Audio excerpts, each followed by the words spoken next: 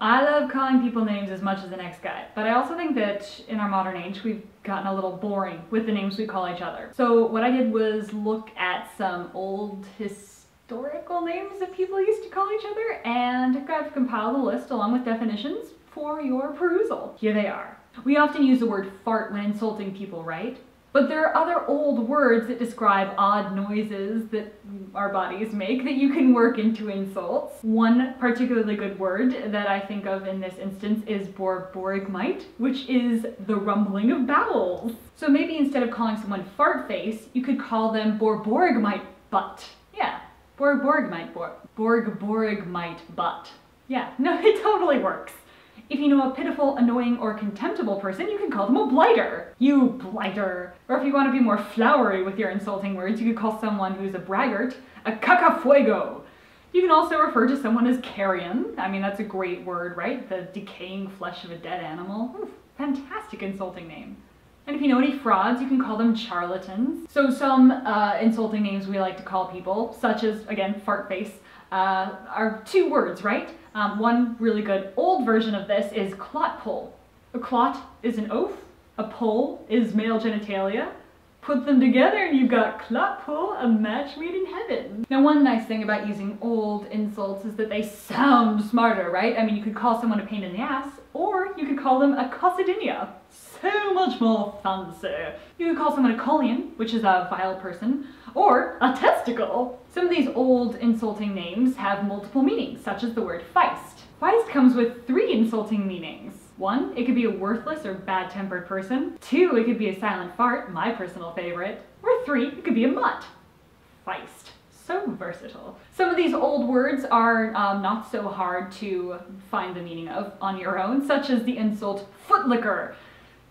Pretty self-explanatory. If you want to insult someone for being old-fashioned or smelling kind of musty, you could call them fusty. Or if you want to make fun of a greedy person or a voracious eater, you could call them a gundygut, which I love because it totally sounds like some sort of treat from the Harry Potter world.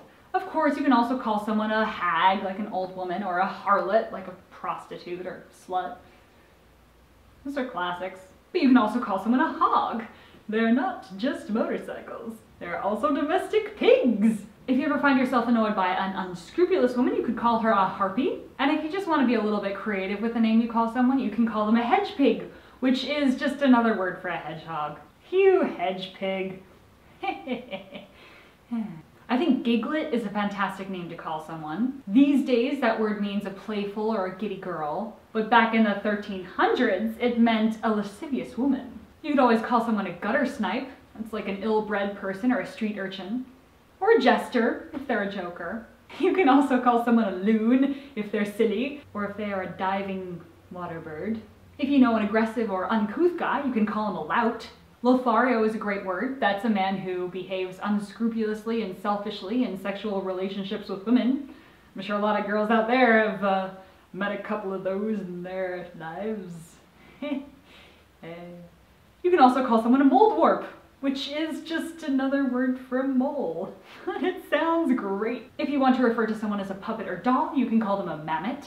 If you want to insult someone's manhood, you can call him a microphallus. That's a good one. If a friend of yours has a dump for an apartment, you could call it a mudsill. That's just a low or dirty place or state. Now, many of you may think that mundungus is just a Harry Potter name, but it is actually a word for stinking tobacco. So you can refer to someone as mundungus if they're smelly. Ninnyhammer is a great name to call someone. That's just a silly fool. Nuthook, another great name to call someone. And it literally is referring to a thief who steals things with a hook. That's just great. Numpty is another good one. It's not just an idiot, it's a Scottish idiot. And of course, if you know any clumsy, stupid, or uncultured people, you can refer to them as oafs. If you know any jinxed cowards, you can call them poxed cowards. If you know any mean, despicable people, call them rampallions. Both because it's a great word and a great insult, but also because rampallion just makes you feel good when you say it. Rampallion. You can also refer to someone as a scut, which is just a fool. If one of your friends is reckless and noisy, you can be like, "Ah, you skellum!" Skellum. Good word. And if you know any slutty gal pals, you can just call them strumpets, because Strumpet sounds like trumpet. If you like to call people punks, you could use the Shakespearean word with that same meaning, which is varlet. You can also refer to treacherous and spiteful people as vipers. And insolent youths can be referred to as whelps. Youths. And of course, you can reserve the word wretch for all of the contemptuous, unfortunate people you know. So come on, tell me all those words are not fantastic. Tell me they're not better than blockhead or jerk or stupid. They're fun! So yes, go insult people. Have fun with insulting words, but mix it up a little bit. Use some old ones. Only a complete ninny hammer wouldn't like them.